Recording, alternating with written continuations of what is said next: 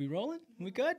Okay, so one of the main reasons that I've started this blog and set up this room and done all of this is to interview the great Jim Hodgson.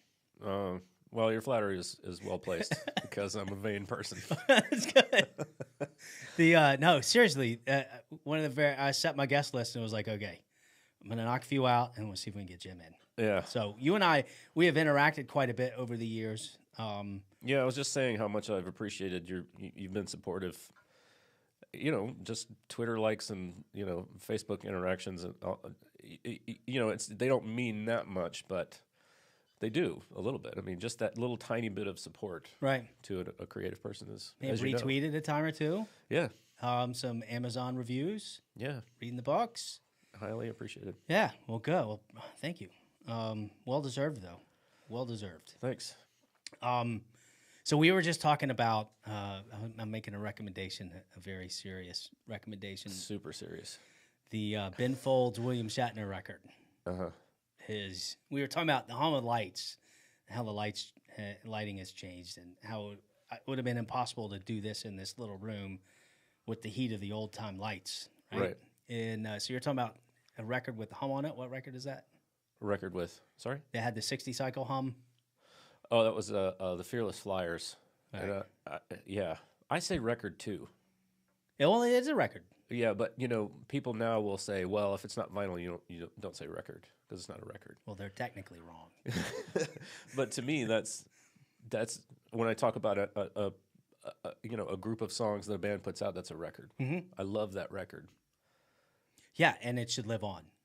That I phrase agree. should live on. Yeah. We have to make vinyl sure. or not vinyl. Vinyl or not vinyl. But I was talking about the Fearless Flyers, and apparently they're an offshoot of Wolfpack, but it's three dudes playing funk. I think the drummer's name is Nate something. I'm not familiar with the band of which they are an offshoot. I just got forwarded the video of them, and it's just super tight funk. Yeah. There's a couple things I love about it. First of all, the drummer is kick, snare, and hat. That's it. Ooh. And, I used to live in Birmingham, and my local drum seller guy was Chris Fryer. He worked at MMI Music in Birmingham. He's, playing with Zach now. Right. So one of the things I remember him saying all those years ago in Birmingham was, if you can't do it on a kick, snare, and hat, it's not that cool. Right. So I love that this dude is just it's kick, snare, and hat only, and his chops are nuts. So he could be doing the Billy Cobham thing and slamming all over the kit, all over the place, but he's not. Kick, snare, hat. But it's badass. And the other members of the band are bass, baritone guitar, and then just a regular electric guitar. That's a plane. Is that a plane? What is that? Sounds like a plane. That's the wind whistling between my ears, Glen. We get a blow? Is it going to blow? Are we going? Is this it? Yeah, so my dad's a drummer. Was with Junior Walker on the All-Stars, and that's the only job he's ever had. And same thing. Well, how do you get a better job than that? Yeah, you don't. Yeah, he hasn't danced with the man one time, and he's 76. So beauty. Yeah, well done him. Living the dream, no doubt.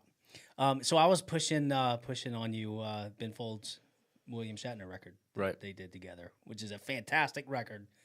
Well, let's not walk back because the word you used was masterpiece. Yeah, it is. It's a masterpiece. Okay, I'm gonna stick by masterpiece. But Ben Folds basically wrote most of it, and but he's got a song in there. Are you sure Shatner's not a lyricist? No, he did a lot of the lyrics too, but I'm looking at the writer credits, and Ben wrote a bunch of them, just him, for William Shatner for this record. But he's got a song they wrote. Amy Mann's on it. It's an Amy Mann William Shatner duet, if you will. I will. And one of the lines is above the hum, that's me trying, and he's talking about the hum of the lights in the room. Which now, another few years, no one will even know what that means. Like, what are you talking about? Yeah, I think they will. There will always be anachronistic pedants. So, I mean, vinyl hasn't gone anywhere, and vintage tube amps haven't gone anywhere. Oh yeah, well it's because they sound better. Yeah, they do. They do. They just sound better. Yeah. Yeah, the quality, and I don't know if vinyl sounds better or not. but I like having the reduced. I like having to work for 12 songs because it makes me pay attention to 12 songs and it makes me give them a chance. Whereas you get a Spotify and you get a 200 song playlist, what are you going to give a chance? But if I've got to get up and turn the record, and I've spent all this money, I'm reading the artwork, I'm reading all the everything that's written, the liner notes, and a lot of my favorite records are records I didn't like the first time I heard them. Yeah, but you listened anyway because you only had a couple of records, right? And also you saved up your money, exactly, and you begged mom and dad to take you into town, so you could get the thing. So you're not gonna. You can't let it slide. I'm with you. Yeah. I'm with you on that. And then I spin it, and I make my send. The next thing you know, I can't wait to go home from school and throw the record on. Yeah. So that I think that's what the younger generation is getting into now. They like that restriction, of having the record and having those songs and seeing it in a record format. Huh. So that's my theory, and I think that's what I like about it. I think I'm not an audiophile, but I think the really nerdy audiophile people would say that it's not that vinyl sounds better, it's that it sounds more authentic because it's analog. There's no question of how many digital slices you took per second. It's analog, so you got every single moment of that sound wave rather than having slices thereof. But I've Thomas, my stepson, is more into music than Dorothy, my stepdaughter, and he's more of a playlist guy. Like he just loves yacht rock. So he's just throwing it as much of it together. Yeah, not our friends, the yacht rock review, but the genre of music, yacht rock. He just digs it. Captain and Tennille, all of that, the stuff I would have run screaming from at the time. I don't know why he loves it. Yeah, it's crazy. How old is he? 14. 14-year-old yacht rock lover. Just it's beautiful, I guess. I mean, better than And he's been into like some hair bands type stuff too, But it's all the hair bands I never got into, like Dokken. See, I was. What was your hair band preference? I guess I'm gonna go Def Leppard. Okay, we're gonna pull them into the hair band. I'll take that. Def Their Leppard. hair, but they were such a quality band. Right. Well, hair doesn't mean you're bad. It just means hair. It means you're bad. No. So hair band for me, I throw Poison in there. That would be my one hair band. Dokken, I don't like. Rat didn't do much for me. No. Ronnie James Dio, but I wouldn't guess he's hair band. Was he hair band? I think he's riding whatever line there is between hair and prog, but I think you'd have to ask somebody other than me. Yeah. I was never a big Dio guy. Yeah. Okay. Holy Diver totally missed me. Yeah. Sorry. No, that's okay. I'm not holding back. So, all right. I just finished your first book you put on Amazon? Dangerous Dan? Yes. First novel, yeah. It's the first one. It's good. It's laugh out loud funny. Thanks. I need a few things to get into a book. When I'm no longer reading words, but I'm watching a movie with a book in my hand, and I'm totally engrossed in it. I need a few things. I need it just to be good quality writing. I don't need over explanations. I don't need to be taken off into a lyric wonderland. Of this big word porn. I just need good quality writing that doesn't cause my brain to lose the video that's playing in my head. Right. So I need that. I need good characters. And I need a story that's smart and well thought out, not one that all of a sudden the ending, all the new characters show up and it ends the cheap way, right? The cheap way to finish your arc. And with you, I get that. I've read 3 of your books now, Dangerous Dan being the latest, and the 2 mountain climbing books. Thanks. And the same thing. And then the plus is if I can actually laugh out loud funny. Yeah. And Dangerous Dan, I do that quite often. Thanks. But we were talking earlier in Dangerous Dan, and that you've kind of wrecked me for the last week now, and that I can't stop thinking about the DigiSeg. Yeah. And how bad we need it. Yeah. Do we though? We need it. Have you read Twitter lately? I try not to. It gets there. No. So the DigiSeg. Explain what the DigiSeg is. Well, if I recall correctly, it was a way of sort of describing a person in a great big number, Right. such that if you had a machine that could do it, you could replicate that person using the number, and you could. It was used as an identity, like proving your identity kind of thing, and they would do what they called a full test on you from time to time to, because as you grow, your digital signature changes, and Right. it was used to authenticate you to devices and things like that. So Yeah, we need it. We need yeah, it for sure. So I thought a lot about that and its presentation and how we could use it and how many problems would be solved by it. Cybercrime would be very hard to pull off at that point. But even getting a phone call, if I get a phone call and I don't have the DigiSig, like in the communicator, if I don't have a green that you're a verified caller, man, I could just boom. It would be so easy. yeah. Well, people are ruining telephones now. Yeah. I mean, no, you can't leave your ringer on. I'm always on do not disturb. So like the only people who can ring my phone are my wife and kids and family members, things like that. So because it's 2 or 3, 4 or 5 calls a day, and the spammers have realized that if they use your same Area code, Yeah.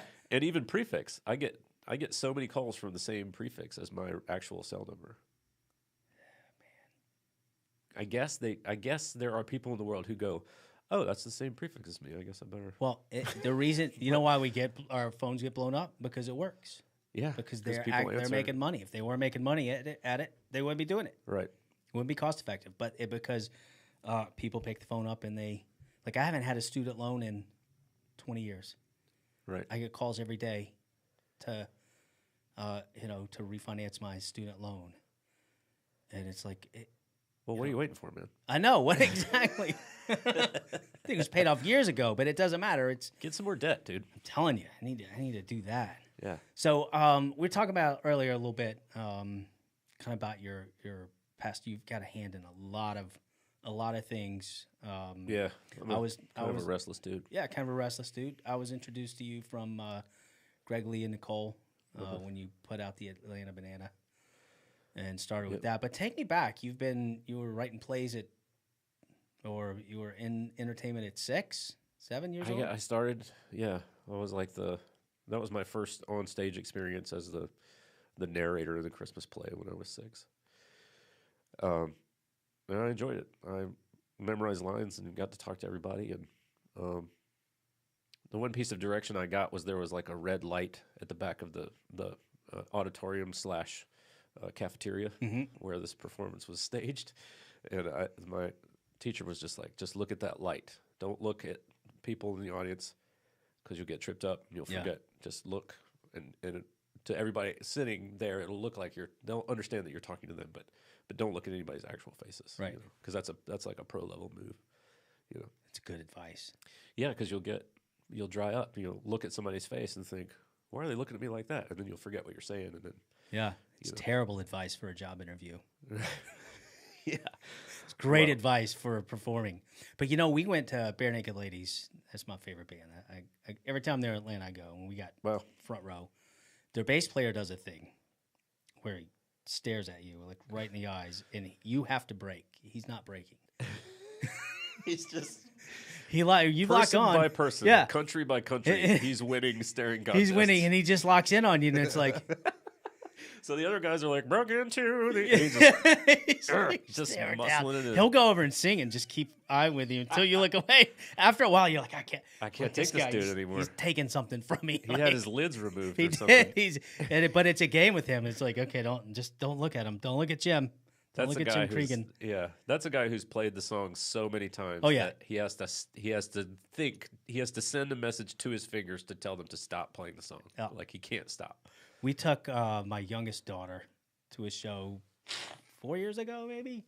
It's probably 4 years ago, and we were stage right, like a couple rows back, and she was pulling the whole "this band isn't cool. I hate my dad's music," and her goal was to not have a good time, and she crossed her arms and she sat down, and to the point that it actually made Jim Pridgen uncomfortable, didn't it? Right? He was trying to make her laugh, like on stage. Like you get this whole place full, and she's like, he's uncomfortable. Yeah. And it was, I was so embarrassed. I was like, what is he going to think of me? He's not going to invite me to buy tickets to his shows not anymore. It's like, He's going to be sick of my dollars. No, we're going to need him to leave before we start. Him and his incorrigible child.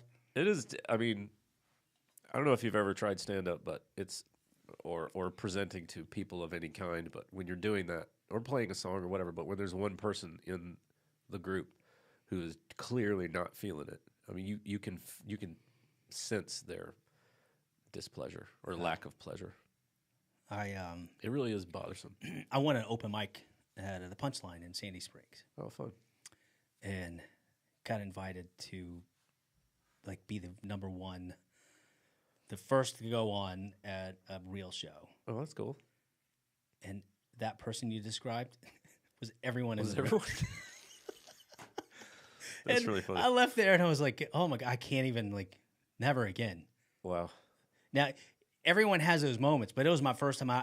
It was way too early. I'd done two sets, like 3.5, 4 minute sets. I had to fill 5. And, a minute and a half in comedy. It's a long time. That's a long time. Especially when you get nervous and you start rushing through crap. And yeah. Next thing you know, you've done your 5-minute set and 2.5. Yeah, 3. Yep. Because you're just chucking everything overboard. It's like, what do we got? My God, wait a minute. Marty, I'm at the end. Please, a laugh, anything. Exactly. Yeah. So I bombed, and I'll never go back. So, all right. So let's work our way up. 6, you do that, and then you get a taste of it. Mm. You think I like this? Yeah. Well, yeah. I like. I mean, like I said, I'm a vain person. I enjoy attention. Yeah. So this is good. There's cameras pointed at me and lights, and my wife's not here. She's much better looking. So normally people are. I'm going to agree with you on that. Yeah. That's normally gonna be our people first. are paying attention to her, and she's just generally nicer as well. So it's more rewarding to engage with her. It's good. We'll keep that in mind for the next one. Yeah. You really blew it. You should have asked her. Sommer, you're a producer here. That's all right, Sommer. We're all friends. Yeah. And then I was in theater all the way through school, all the way through college. I worked in theater after I moved here to Atlanta. I got a job being like the technical guy of a theater in Sandy Springs. Oh, which theater was that? Stage Door. It was like a weekend. Yeah. Thing, but they paid money, so I was doing that, and playing in bands, making some extra money doing theater stuff. See, and that until today, I did not realize you played in bands. Oh, really? Yeah. Oh, well, I did that for a couple of years. I thought that's how you knew me. No. I was in. After I moved here to town, that's what I wanted to do. I wanted to be Jimmy Page. I didn't just want to play in bands. I wanted to be Jimmy Page. Right. The trouble is that there's already a Jimmy Page, and they're really not auditioning for another one. Mm.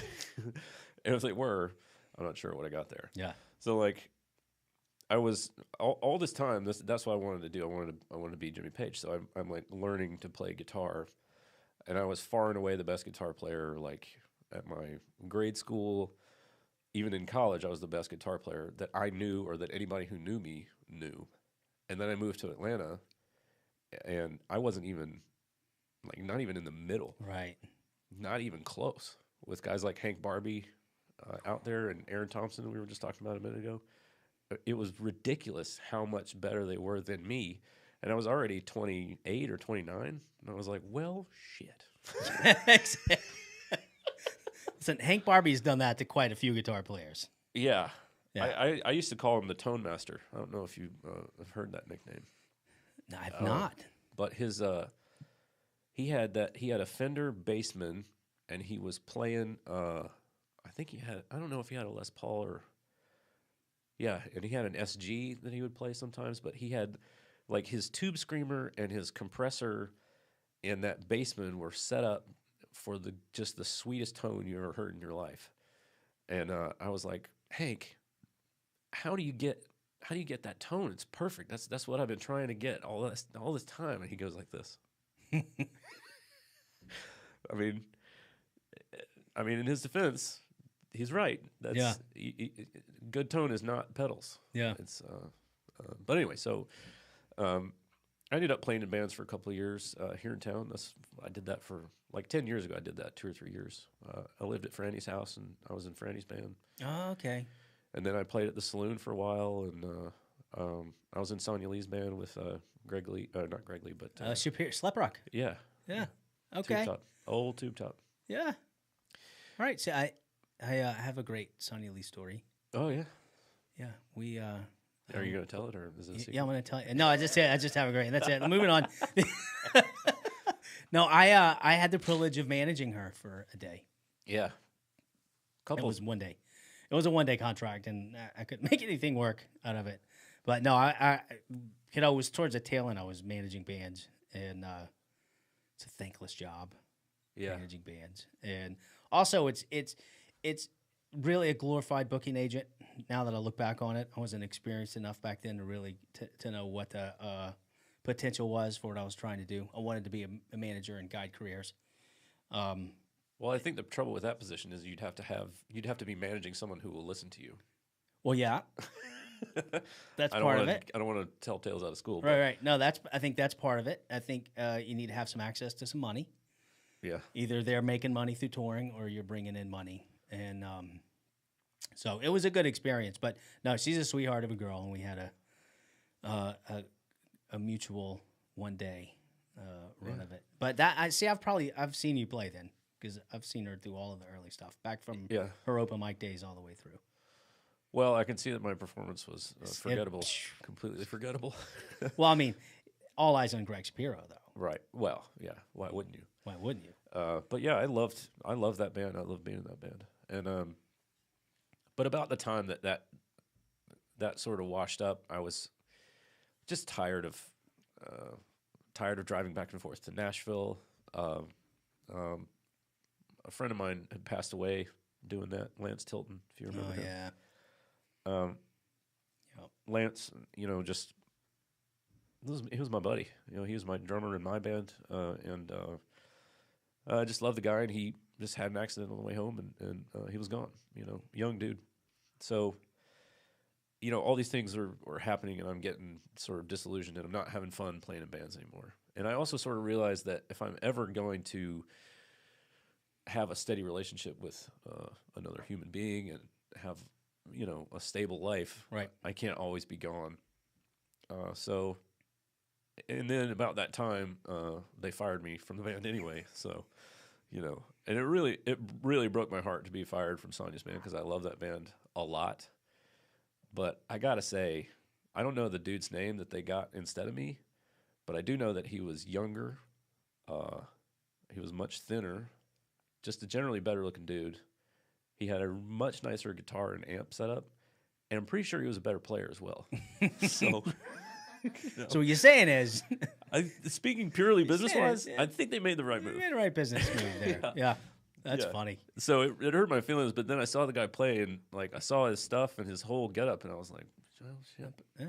You can't argue with that. Yeah, it would suck you to get fired for someone where you're like, I'm clearly better than this guy. Yeah. Then it's something else. Well, then I would have to think in my mind, now, am I just blustering, or am I really a better player than that guy? But this dude, there's no question, he's way better. Who was the drummer back then? Dave Anthony. Oh, man. Love him. Yeah. He and I butted heads a little bit, but I think he's a cool dude. Yeah. I just saw him at a Rizzy show. Oh, is he playing with Rizzy? Well, he was one of the, when Rizzy wasn't playing drums, he jumped up and backed him up on a show he did. But I hadn't seen him since the Sonia Lee years. Yeah, I haven't seen him either. He played with me. I booked him with Beggars Guild when I was managing those guys too. Gotcha. Have you ever seen them, the Beggars Guild? Yeah, I mean, TJ and the whole crew. Yeah, I think we were on some gigs together in Athens or somewhere. Yeah, I'm sure. Maybe. Yeah, it's possible. God, I don't even reckon. Yeah. We probably had dinner together. Well, yeah. I mean, I had long hair then. Okay, all right. I used to shave my face. I wasn't as old as I am now. Don't do that anymore, though. The shaving the face thing. Yeah, no. Don't do that. So Sonia Lee, and then you get into. Have you always been into the writing? Yeah, Yeah. I mean, I sort of started doing it about the time, like after I got out of high school. My buddy Foster Dixon sort of introduced me to it and how cool it could be. And, you know, we were into Bukowski and all that kind of stuff that Right. young men are into before they grow up. Right. Foster's now a creative writing teacher and has many published books. He's a very accomplished writer. But he sort of got me into it, and it just stuck with me as something to do from time to time. So I was writing this and that, and poems and stuff. And then in 2006, my mom passed away, and I just wrote about it, and it made me feel a lot better. It really kind of got me through the whole thing. Right. And that just kind of, so like that's happening on one side of my life, and on this other side of my life, I'm sort of washing up with music, and then I got fired from Sonia's band, and I was like, okay, it's time to make a change here, like a serious life change. What can I do that sort of satisfies this creative sort of muscle, but I don't have to drive to Nashville? Yeah. And so that's when I really got serious about the writing, and that's when I started working on Dangerous Dan. Excellent. Yeah. So are you a pantser? Well, you know, I do a podcast called The Outliners where I interview other authors, and I make them come up with an outline on the spot. So it's like each episode takes a prompt from the previous guest, and we come up with an outline on the spot. And the idea originally was to explore this plotter versus pantser thing. So explain everyone Yeah. what that is. It's not an author. So for those of you participating at home, the question is whether a person is a plotter, meaning they plan their book out, or a pantser, meaning they fly by the seat of their pants and come up with it as they go. Stephen King being the most famous pantser probably around, you think? I don't know. But George R. R. Martin categorized those two types of people as architects and gardeners. But in my experience, having interviewed bestsellers all the way through mid-list authors, all these people, other writers, is that everybody's a little bit of both. Nobody's fully a plotter, and nobody's fully a pantser, because you got to have some kind of a plan. Now, if you get to Stephen King's point where you've written a bajillion novels and you can do it in your sleep, Right. you get to the same level as Bare Naked Ladies guitar or bass player, where Which is you can pound your way through all of those tunes, never miss a note, and you don't have to think once. yeah. You know It Steve might not have been Cunningham, friend. guitar player. No, I don't think so. Well, I'll send you a link. He's fantastic. But I was at a gig. He's playing guitar, and I texted him, "Hey man, I'm here." And I got a text back, and I never saw him stop playing. I'm still to this day go, how did that happen? That's funny. Yeah. Yeah. Well, you get there, you know. I mean, especially if you're like you know, in the case of the Bare Naked Ladies, where it's the same. I don't know how many songs they have, but it can't be 30, 40. Damn, probably a If you've played those 200 nights a year for 20 years, yeah. you know. Yeah, you can stare someone's brain off. Yeah, you can be Yeah. angry at somebody's daughter. I think he was just trying to help. I think he was genuinely worried about her. Yeah, I think he was just like, look, we got to save her. yeah. This can't continue. Bring out Shatner and Ben Folds. Oh, yeah, see? We'll get her on board. She would be all over that. Yeah. She was mad we weren't going to see Shatner and Ben Folds.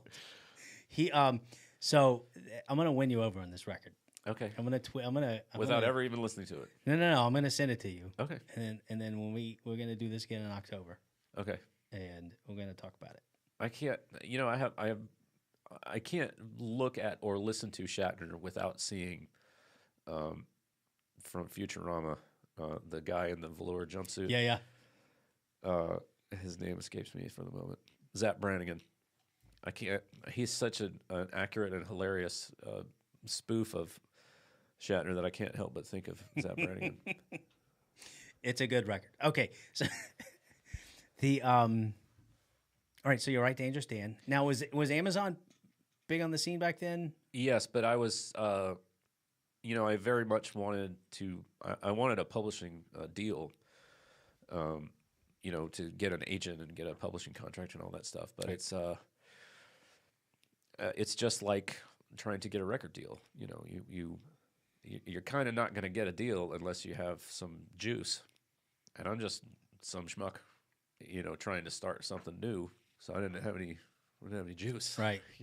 So I'm like talking to agents and stuff, and they're like, "Well, how big's your audience?" And I'm like, "Well, it's kind of what I'm talking to you about." Yeah, Like, exactly. No, it is. It's exactly the same thing. Beggars Guild record. TJ and I talked about that.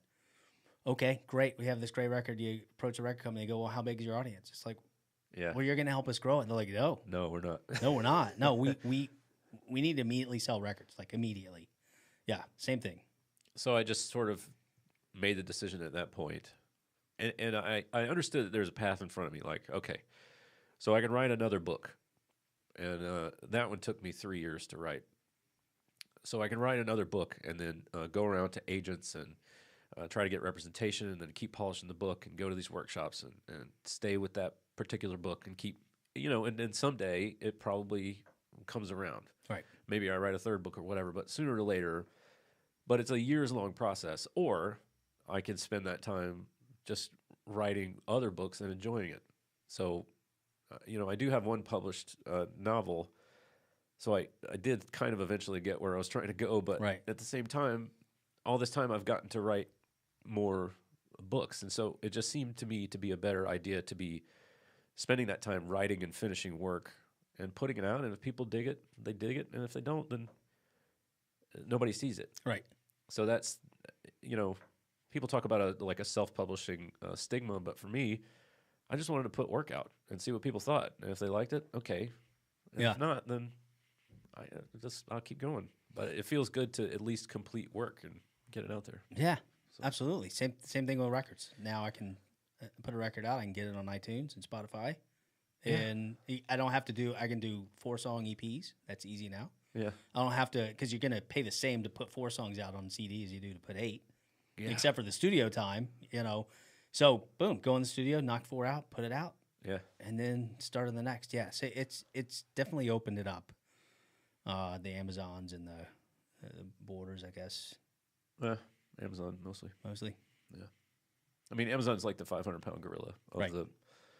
of that market. So, and they've got the Kindle Select thing is pretty cool. So like people who read a ton of books join Kindle Unlimited. So it's like you pay $10 a month and you can read as many Kindle books as you want. But I also get paid for those by the page. So if you download my book and read 4 pages of it, I get a fraction of a penny or whatever. So it's kind of good. Really? all around. So they track how many pages, right? What is it flipped or how many do they have? So Yeah, it's how many pages you go through. wow. Yeah. I did not know that's how it was. I figured if I just loaded it and it was in my library, you were getting paid on it. Well, if you're I don't know if it's for everybody, but I think Right. certainly if you're a Kindle Unlimited user, they do that. Yeah. That's how the author gets paid. So if you read half a book and you're not digging it, give up and get something else. Yeah. I can't. Oh, you're one of those? I can't. Once I get in, I get mad. I'm like, okay, this book is. There's only a God, I couple hate this book. I that hate I've that. stopped in the middle, but I think it's maybe 2 books of. Oh, I do it all the time. Really? Yeah. Because What causes you to walk? just not caring. If I'm like 10,000 words into it and I don't care anymore, then Yeah. Or So if I- characters aren't likable. The story doesn't. You can. It's predictable. Like, what are your triggers? predictable isn't really a problem because, like if you're listening to a song, there's probably going to be a chorus. So that's predictable, Yeah. but that doesn't mean it's bad. Just because you know it's coming, Right. even you can feel it coming, but that doesn't mean it's bad. But when there's some sort of like new author mistakes that a lot of new writers make, and I certainly made when I was new, talking too much, describing things too much, Right. too much what they call world building, like focusing on this detailed, intricate world, but the characters don't make any sense. Mhm. That kind of stuff. I've got Too many adverbs. Yeah. I like that. It's good. That yeah, if I'm not really new authors make that mistake, I'll tell you who else made it was I think David Baldacci made it on a book. Oh yeah. Well, he sold a lot of books, so He sold a lot of I don't wanna books, talk but any shit about it. and I won't read reviews before I read a book. Oh, yeah. because if I read negative reviews, then it's hard for me to. Then that's in your head. Yeah, it's in my head, right? So I read the book and I hated the character. It was the Rooster Club. Not familiar. Something. So it's basically about a bunch of college students who go to this law firm and go to this law school and realize it's a money scam. Huh. And they spend the first half. So they were at Trump U? Yeah, they're at Trump U. So they spend the first half realizing it's a scam, and the second half trying to ruin everybody involved with it and get out of them owing any money. Huh. But they're all so unlikable. Every one of them is unlikable. Like I got halfway in the book, I was like, I don't like any of these people. The guy that just killed himself, he needed to. Like I almost cheered. I was like, yay. No more him. So and I just stopped. I was look, I don't even care how it ends. I'll only like the book if could they more end up of these losing. people kill themselves? Yeah, could more? I didn't see it on the horizon, so he wasn't setting it up. So then I bailed and I went and read all the credits, and it was the same thing. It's like I hate every one of these people. Like I don't like anyone here. Then the next book I read of Baldacci's, it went so far into child rape and just such a disgusting topic, and he went so overboard with it. I was like, I don't know. I can read him anymore. Now, I got introduced into reading. I got to it late in life. I have terrible dyslexia, so reading for me is difficult. Right. So I pair reading up with Audible.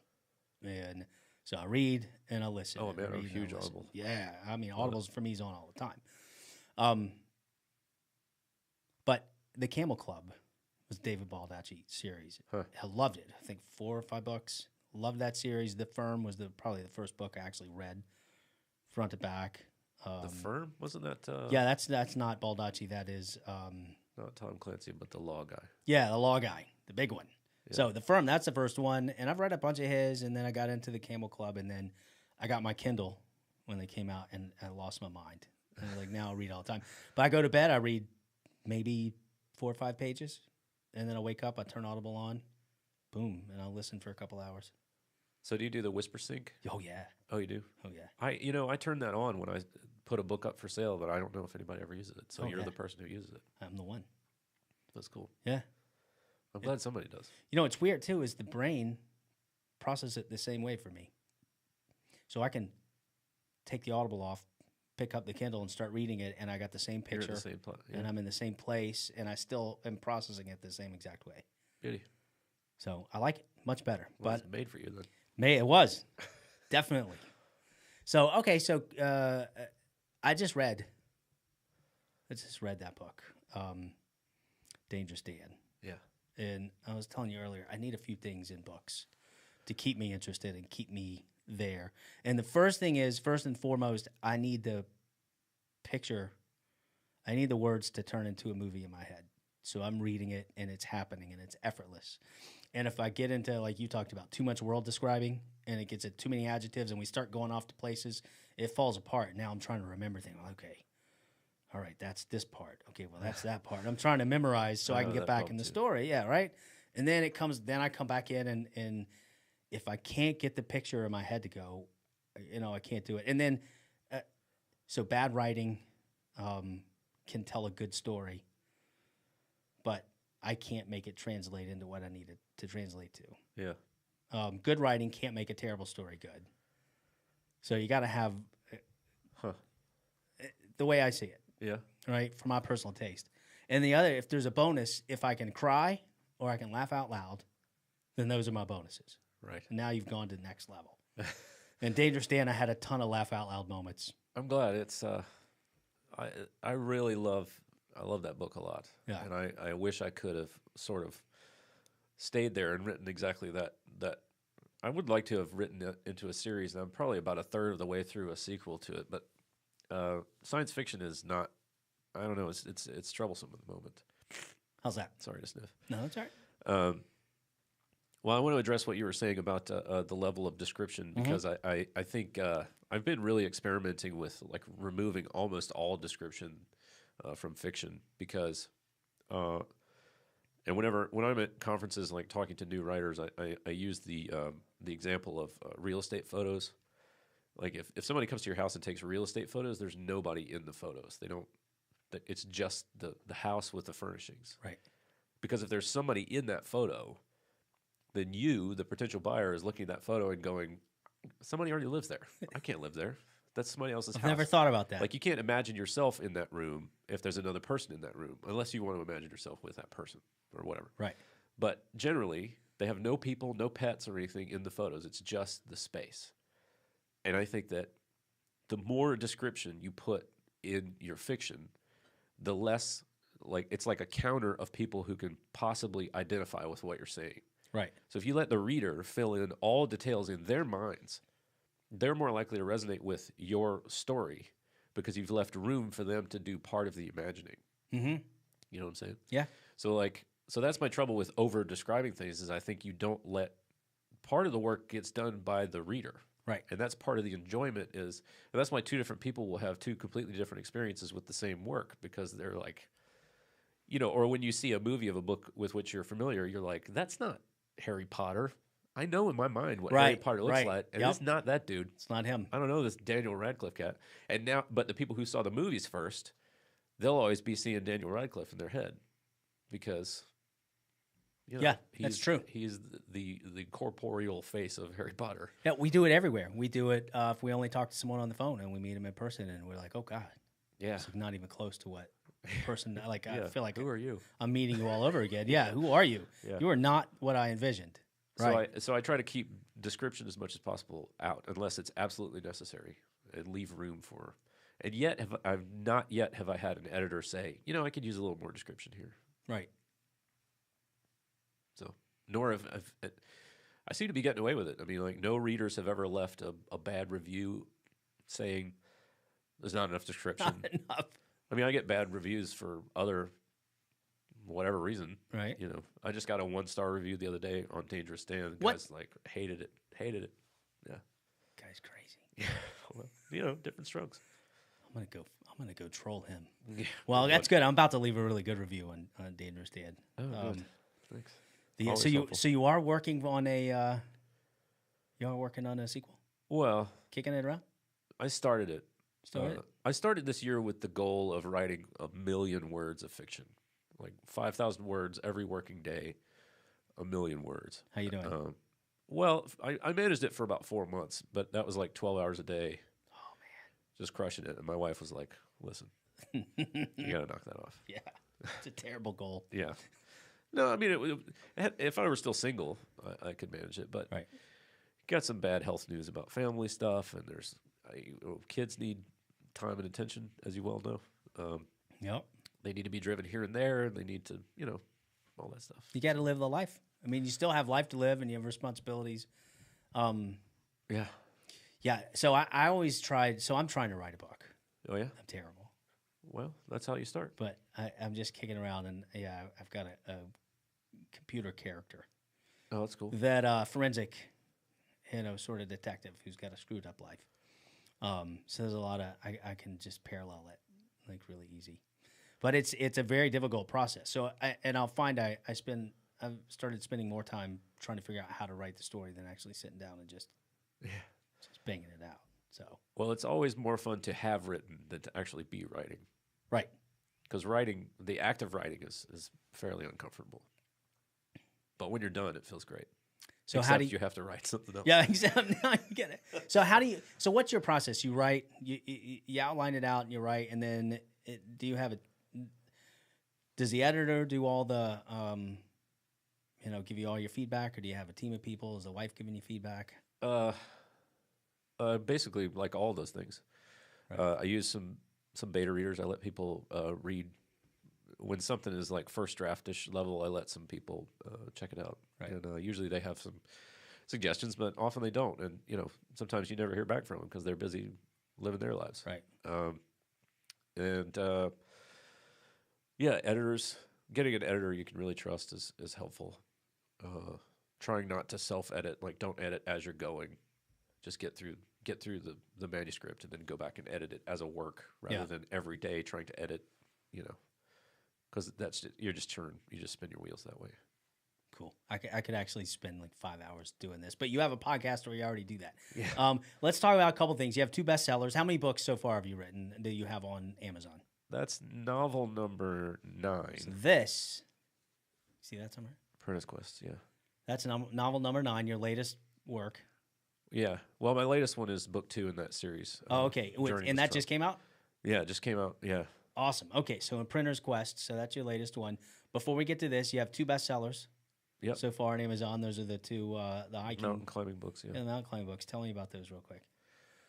Well, after I was when my mom died, I was pretty mad, Yeah. and I used that anger rather than being destructive. I tried to use it constructively. So I got into running and doing endurance sports, and I did marathons and all distances of triathlon, and I did an Ironman in Louisville. And when I had done all the marathons and I'd done Ironman, and I was looking for something else, like another physical achievement like that.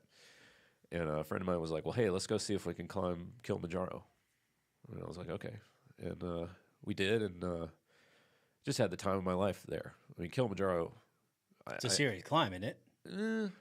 It's serious fun. Yeah. Okay. It's like I don't know how to explain how good it is, but it's like I always say it's like the best. I used to say it's the best thing I've ever done in my life, but I also married my wife, so I can't really say it's the best thing I've ever done before because obviously marrying my wife is now number one. But just like dollars spent for enjoyment gained, far and away the best deal. The place is just beautiful.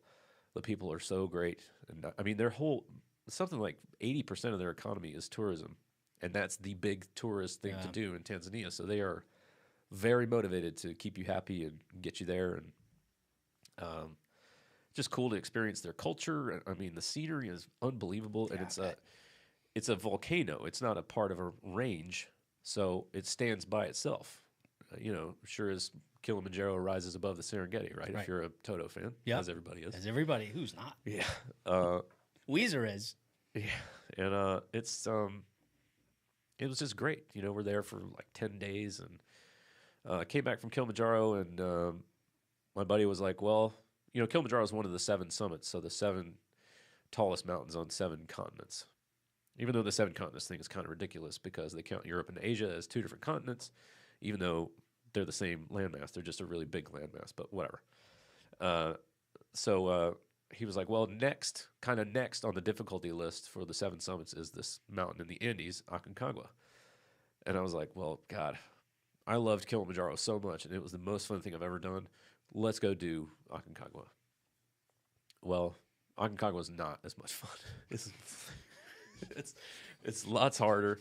It's much longer. It was a real slog. But when I got home from Aconcagua, there weren't really any.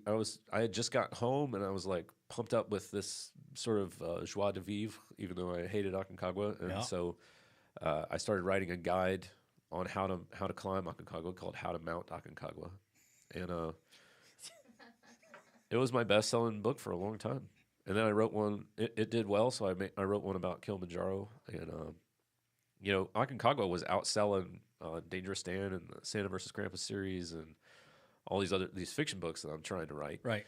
So I was like, well, I guess I'll write another one. So I wrote the Kilimanjaro one, and it became a bestseller too in its little niche. Yeah.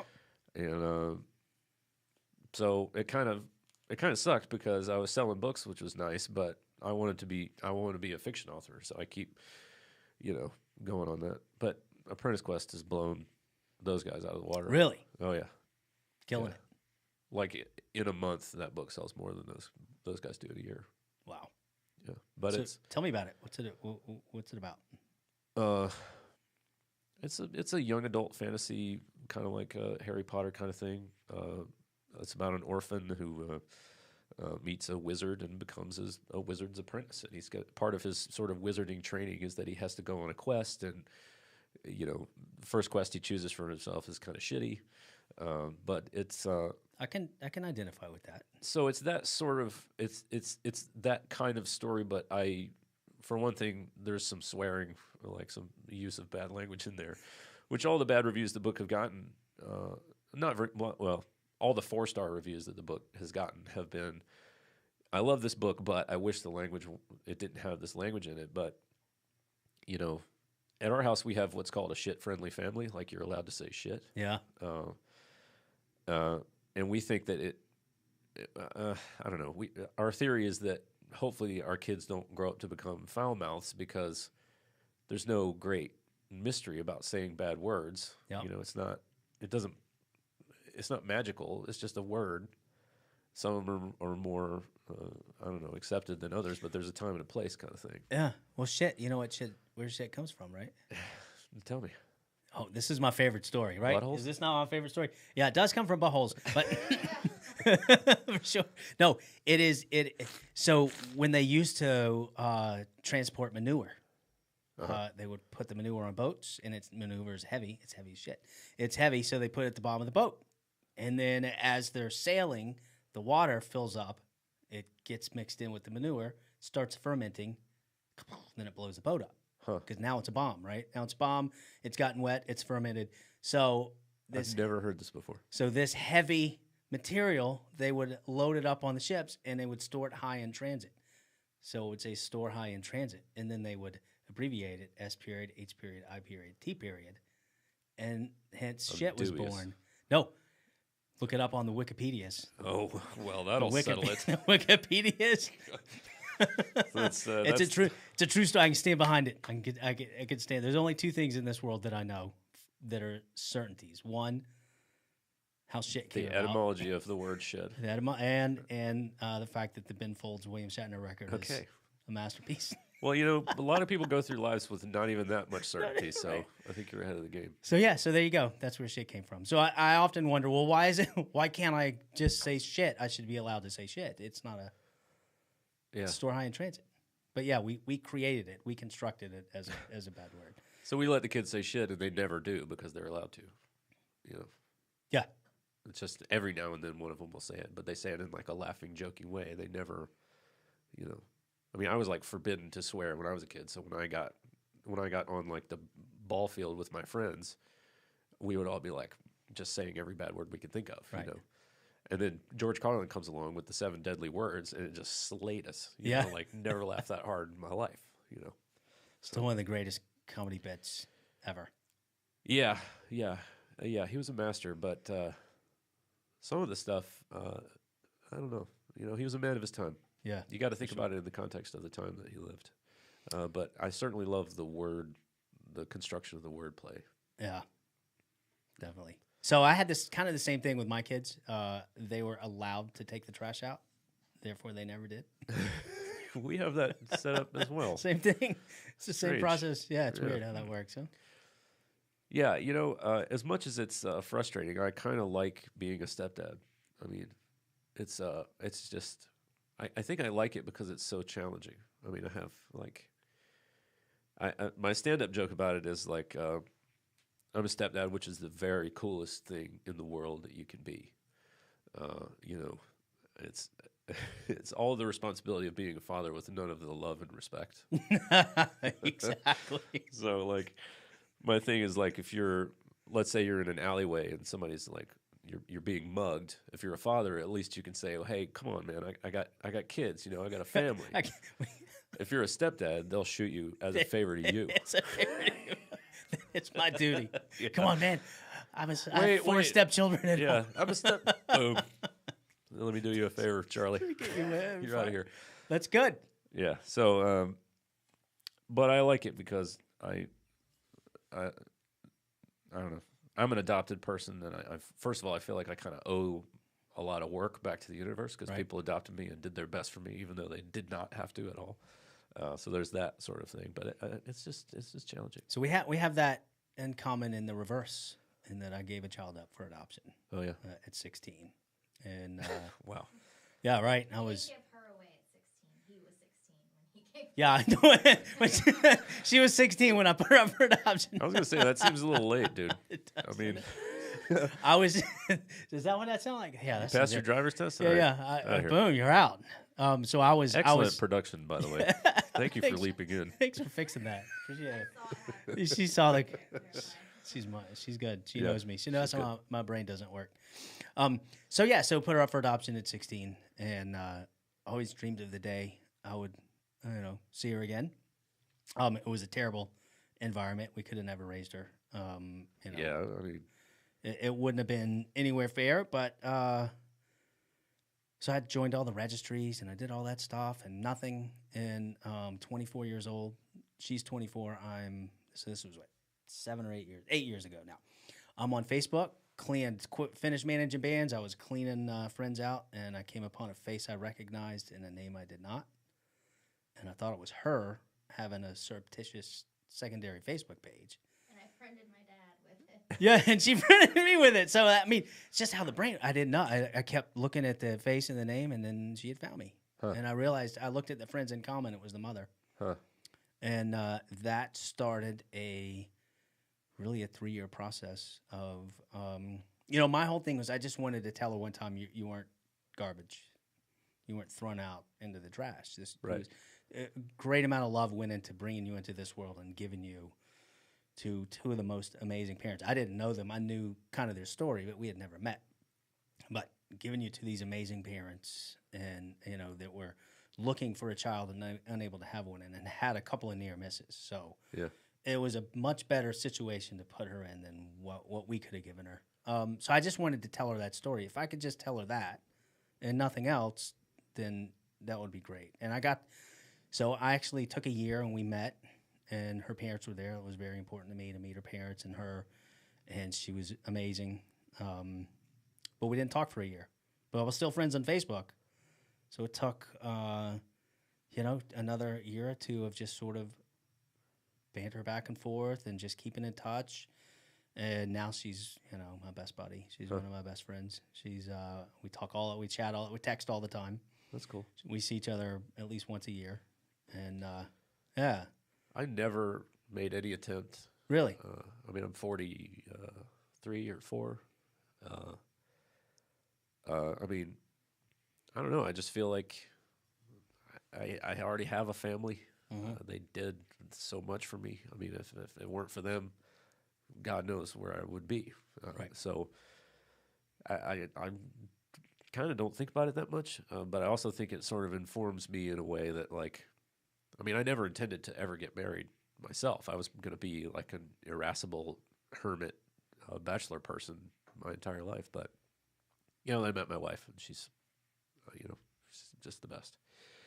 So, but my wife has been pressuring me to do the 23andMe thing for health reasons and whatever. So we sent our deals off, and it might come back, and I might find out who some people are biologically related to me. But right. My sister's got a relationship with her biological mother, and I don't know. It just seems weird. What I think, what's important is I know where I fit in this whole situation. She has a great dad. She's a great mom. They're an incredible family. 2 angels. They've got they've got I think an 8-year-old kid. Is he 8? Do you know? I'm actually not sure, but that sounds. I think probably around 8. So they had adopted another child, a cousin, who was having a rough time, and they adopted that child. Just angels. And I remember going on her Facebook the first time and seeing her. The first picture was her with her dad. And I just thought, oh, God, that's a moment, right? Yeah. Like, for me, a moment of reckoning, did we ruin this girl's life? What kind of life did she have? And she had a great life. And that was the first thing with her dad and all that. So I think it's important. I know where I fit. I'm not her dad. I am kind of like that crazy uncle. Yeah. Maybe. But we have a closeness in a way, but it does not interfere or step on any of her family at all. And it's important that I stay that way. And when we met the first time, I spent most of the time talking to her parents just to get to know them. I didn't know if I'd ever see them again, but I knew at this point there was a good chance I'd see Erica again. But yeah, it's tough, but it's a very individual thing. Like what I say to people that go through this, what you get from the child you put up for adoption is what they need from you. And it may be nothing, and that's fair. It may be just who am I, one conversation, and that's fair. Yeah. Yeah. I don't know. I don't think about it that much, but it does seem to bother my wife. So I will tell you this: we did Eric and I did the DNA thing just because we wanted to see what our backgrounds were. I had never done it, and a month later, it showed up. She showed up in my box. Huh. You are her child or her parent. It should have known by the ages, but that's basically what it was. This is a child or a parent. And it matched this, and we did a test completely separate. So if they're in the system, it'll find them. Yeah. So don't do it if you don't really want to be. Well, it's done. I mean, Okay. I think, my wife's a nurse, and I think it's mostly like a health thing for her. But she also doesn't. I think it also bothers her that I like never chased it down, and that I'm getting old.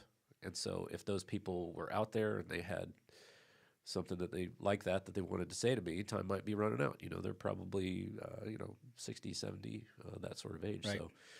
So, and I think she works at the children's hospital, so she hears and sees stories like that every day of people who are way too young, and they have good reasons for getting into giving a kid up for adoption like that. And I think she's got a point, as she often does, and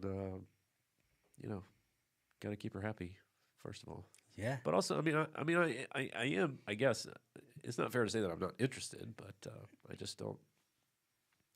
I got other fish to fry. There's no hole there you need to fill by meeting them. Well, I've been this person for 40, however many years now. Yeah. Excuse me, a little burpy. But yeah, that's cool. Well, that's thanks for going down that path with me. I always love to talk about it, and I feel like that's kind of where when you talk about being a crazy uncle, I feel like that's kind of my role as a stepdad. Is like, I'm sort of the voice of the outside world. Like it's sort of my job to give you the perspective of somebody who doesn't know you at all. Right. Because when you grow up as a child and you're so loved by your parents, you really don't realize what the world is going to think of you or say to you until you get there. And that's why parents are always like, just wait till you get a job and you see that the shit that you pull around here is not going to work. Yeah. Yeah. When you're like, well, I tried. It's like, oh, okay, well, try your ass out the door because we'll find somebody else. Yeah. Yeah, exactly. Exactly. So it is, I always try to teach my kids the only unfair rule was the rule you didn't know about. Yeah. If you knew it was a rule, you're going to run up against those your entire life. Yeah, it's hard. Being a parent, being a step-parent, I've never had that experience. I can't imagine what it's like. Being a parent is hard. You know, and especially this situation that I've dealt with this year, which was, traumatic. Yeah, it sounded terrible. But just even raising a great kid like Sommer, who she's like the dream. Well done, Sommer. It was her mom. We'll give her mom all the credit, but no, but still, you want you have to give them room to make a mistake when you know it's a mistake. Like this is gonna hurt a little bit. But I can give you lessons and I can give you some wisdom from just being someone that's been here 49 years. Right. But you're still gonna have to learn from some mistakes. So it's really tough for me to sit back and go, okay. Yeah, that's what I say about them all the time when people ask me, what are kids like? Basically, their kids are smart, but they're not wise. So they know kind of how things work, but they don't have necessarily the experience to back that up. So when you're smart, but you're not wise, you know that, for example, if you bend the tines of the fork down, then you can get the two of them to go into the plug. Yeah. But you don't have the wisdom to know that that's a bad idea. It's a terrible idea. It's like you're smart, so you know that if you keep trying, you can do a wheelie on your bike, but you're not wise enough to know that if you go down a hill that way, you're not going to be able to stop, and then you're going to crash. And It's going to hurt. So, wisdom. And sometimes it's best to learn, hey, you don't pop a wheelie and go down the hill because it's going to hurt. As opposed to, because Dad said don't do it or I'd be in trouble. Right. It's like, it's not about being in trouble. Oh, what does he know? What does he know? Yeah, the guy that blindfolded himself and tried to make it down the hill at Beaver Highway at our apartments, and I made it into a car and broke my nose. So good man. He's like, yeah, and now I look back, I think, well, what did you expect the outcome to be? Yeah. What were you hoping for? What's your end game? And to whom did you intend to prove it? Like, exactly. I look at it now, and I think there was no good outcome. Like, the end game was like, okay, I make it to the bottom. Great. Okay, well, there's a wall there. Yeah. Like there was not, no matter what happened, this was a bad. I was doomed right the second I made the decision. Yeah. Yeah. So you don't think things through. Yeah, it's interesting. Yeah, wisdom. Yeah, wisdom. It's yeah, good stuff. So all right, so I actually know that I've seen you play with Sonia as I'm thinking back through it. I think you have. She was at a bunch of those shows too. I'm sure Sommer saw it as well. You were just thinking in your head, do I remember anybody who kind of sucked that played? Who? No, not at all. No, Sonia doesn't. Sonia, one thing about her is there's no suck on stage with Sonia. No, I had. Yeah, it was great. It was great being there. The Atlanta Banana. Yeah. The Atlanta's version of the Onion. I started that in 2010 or 11, I think. Right. And I wanted to be. Well, I wanted to write for the Onion, but there's no way to get in there. I mean, they're a very close knit thing. And also, I didn't live in Wisconsin or wherever they were. Oh, is that where they are? Yeah, I think Madison or something like that. Somebody told me that they do a bunch of stuff around Chicago now, so maybe that's not right. But somewhere up north, and I just loved that satirical style of humor. The Daily Show, the Jon Stewart Daily Show was hilarious to me. I loved Colbert. And so I started something like that, hoping that if I sort of started that and sort of beat that drum in Atlanta, other people would see it and come and like collaborate with me and we could make it into a thing. Right. And it kind of worked. I mean, I met a bunch of other writers. Yeah, it was good. It was a watch Twitter every time. Yeah. Something Atlanta Banana went off, it had to go. That's the one. You see the one I posted about the polling stations at the bottom of the lake. Did you see that? Yeah, I've been posting a little bit as Atlanta Banana lately. So that turned into a live show. You took a website and actually went and decided let's do this live in front of people. Well, it got very hard to write satire at a certain point. I mean, reality has gotten so crazy that it's impossible to be more ridiculous than things that are actually happening. So that's hurt satire a lot. Although I got to say, on the Onion's behalf, as hard as satire has gotten, they've really stepped up their game and been smoking it lately. I mean, if you look at some of the stuff that they've said lately, it is brutally funny. They are pulling no punches. So I'll have to go check it out. Yeah, so all credit to them for continuing to do what they do. I mean, they set the bar, and in my opinion, they continue to raise it. They're really, really funny. Probably it's by not hiring writers like myself. But it's really funny. So I could sort of feel, and also this was around the time when I could tell that people were sharing the articles a lot on Facebook and Twitter, but they weren't reading them. Like I could tell that people were sharing the articles because they liked the headline, but they weren't.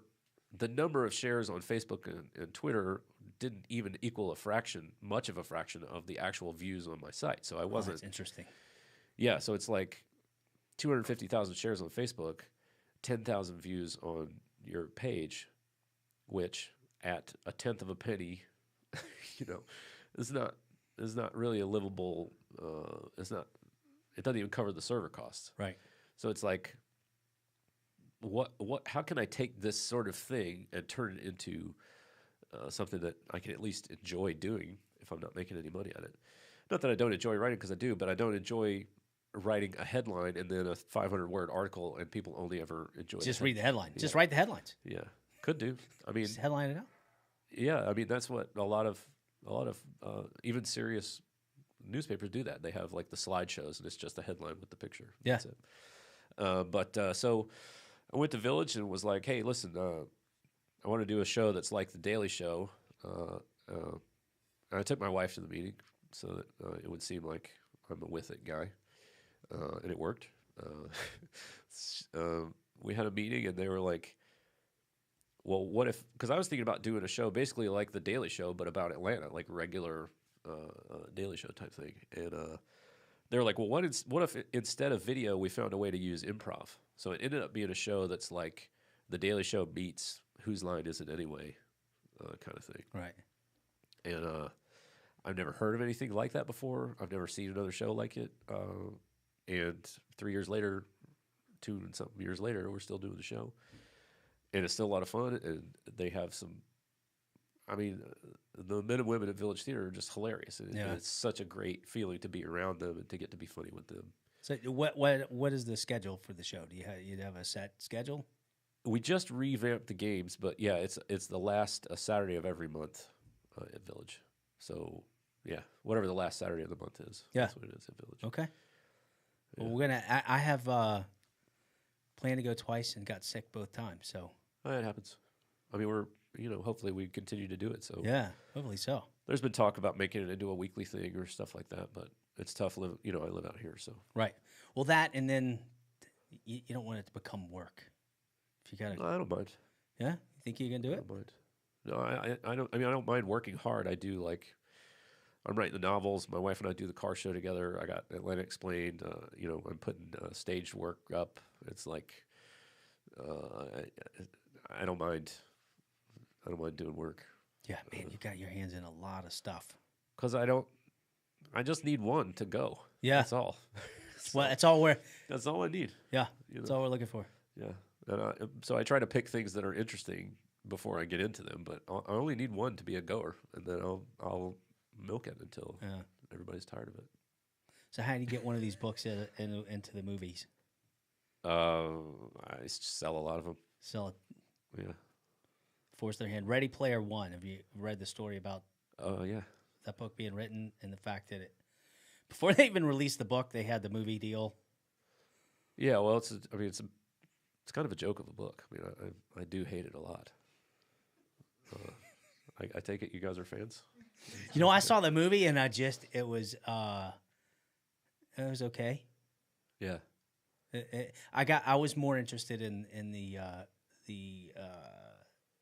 what do they call it? The extras, with them talking about writing the book. I got more into that than I did the movie. Ernie Klein. Yeah. There's some. I mean, here's the nicest thing I can say about Ready Player One. If you're going to write a book, make sure that your ending is big. And I will say on behalf of Ernest Klein that the ending of Ready Player One is really big. I mean, he really threw everything, including the kitchen sink, at the ending of that book. There's everything you could think of. But my issue with it is he didn't think of any of those things. He just gathered them. And I don't love some of the ways that the storyline surrounding the port wine stain. Yeah. Spoilers, guys, if you haven't read the book. I think there's a lot of self-congratulatory back patting for being able to see past a person's physical sort of difference. Right. And that's sort of that's like the grand reveal at the end of the book. Oh, he's a nice person because he's still interested in this, because even though she's different in real life than she presented herself online or whatever like that. I mean, it's if you start getting into sort of the meat of the story, it starts to come apart. But when you talk about it with somebody who really loves the book, all they want to talk about it is, well, yeah, but he referenced this and he referenced that and he referenced that. And it's like, okay, but are we talking about a book or are we talking about a Wikipedia list of 80s references? Because if it's this, then yeah, I mean, great. He really did list every possible reference, and great. Yeah, Good job. he did, for sure. And I mean, if I've seen an interview with him where he gets really excited, he's like, man, I listened to so many albums and I read so many books and I collected so many references, and it's like, okay, but it's like meta world building. So he built this world out of pieces of other people's worlds, and that's good. I mean, it's popular. Yeah, I mean, the movie didn't do well. No, but I think it could have had they done. I don't know. Yeah, it's one of those where reading the book was for me a very tough read, but I read it because I was supposed to, because everybody else was reading it and it was getting so much press. Every time I turned on the Kindle, it popped up, "Hey, you got to buy this," so I went for it. Yeah. But for me, that was a struggle. It was a tough read for me. Yeah, and I didn't like. I just thought there was some really weird stuff about it, and I mean, yeah. So I had a book. The other book that I walked away from, actually, I bought a whole series called Helldivers.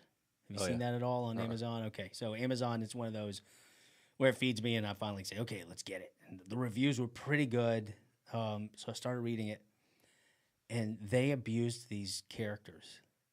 Like everything they did, every room they got in had this.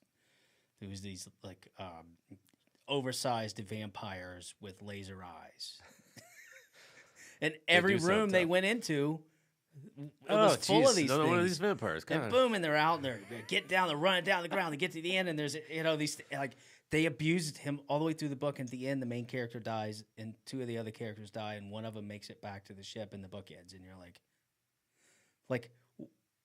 You basically sadomasochistically abuse these people through the entire book. They caught not one break, not one thing went their way. Half of them died, and then the book ends. And it was like, oh, but they did save the ship. They saved the ship. Oh, thank God. But you don't even get the satisfaction of being a part of the rejoicing of the ship being saved. It just because the book ends. It ends with him floating away from the ship and get back to certain death, and you're like, you got to get it. No, you're not getting him.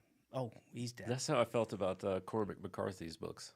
Blood Meridian, I think. It's like, and then this person shot that person, and then there's bleeding over here, and then this person just shot and just bleeding over there. Like, okay, I guess. So give me some sad. You know, and at then the end, we got on a horse and rode for 2 days, and then we shot some people over here, and they bled all over the place. And then that's it. Like, okay. Okay. At the end of the book, I want the bully to either become the best friend or to get his ass kicked. I need that. I don't need the bully. Like, there's another book I read, and this guy double crossed the protagonist, and then you never see him again. The book ends, and I'm like, dude, you got some unfinished business. Yeah. Like at the very end, at least come back with him waiting for the guy that double crossed him to walk by, and at least you know, okay, he's about to get it. You're a perfect genre fiction reader. Yeah. Yeah. You should check out. Have you read any of John Sanford's books? You know what? I haven't. Stolen Prey and Sneaky Prey and all those Sneaky good? Prey and Farty Prey and yeah. I'm making a joke, but yeah. You might dig it. Okay, I'll give him a check. So all right, so we have coming up. We talked about the book. Get the book. Yeah. This guy right here. Yeah. We talked about you got a play coming up. Yes. Tell me about Putting it. on a play. We don't have a stage date yet, and we haven't had a rehearsal yet, so it's probably not quite. So you're basically almost there. Yeah. You're right there at just moments away. Just moments away. Yeah. By the way, folks who are listening and or watching, I apologize for my cold. I know that snot is leaking out of my nose. Sommer will. We think gamer. We think Jim's a gamer. I've got a bad Rocket League problem. Yeah, you're a gamer though, so we appreciate it. Yeah. But we'll get your normal, regular voice before the play comes out. And, good. Yeah. I take pride in my. What I call the blowhards bellow. The blowhards bellow. Really low, really deep voice. Really deep. Like, boy, this guy really thinks he knows something. I can get up, dude. I got the greatest blog voice in the world when I wake up. It only lasts about 4 words. Oh yeah. And then it warms up and it's gone. I always wished I could, sing like, Birdsall or any of those guys. Oh man. Just if I could Ray Charles it up a little bit. Yeah. Billy Joel does a funny thing. He chain smokes, and he says, I figured if I did this long enough, I could sing like Ray Charles. It's like, no. Surprise. There's only one Ray Charles. Yeah. Yeah. Cool. Thanks for coming on. I appreciate it. I've been like I said, when I started this up, you were on my top 3 hit list. Well, we got to get you a new list. But thanks for saying that. Yeah. I think you can shoot a lot higher. Maybe we have you and the wife on the next time. I'm trying to figure out how to make this room work for 2 people at one time. Probably I'll just be out in the hall. Just be in the hall and just have her. Just send notes in with answers. Yeah, or yeah. We'll Skype. How about you go in there and we'll Skype you in? Yeah, that sounds good. Good? Yeah. That'll work? Yeah. All right, man. I appreciate it. Thanks for coming on. Thanks, man. And we'll put links to all your socials and your Amazon page in the description. Yeah, sounds good. Thanks. Awesome. Thanks, buddy.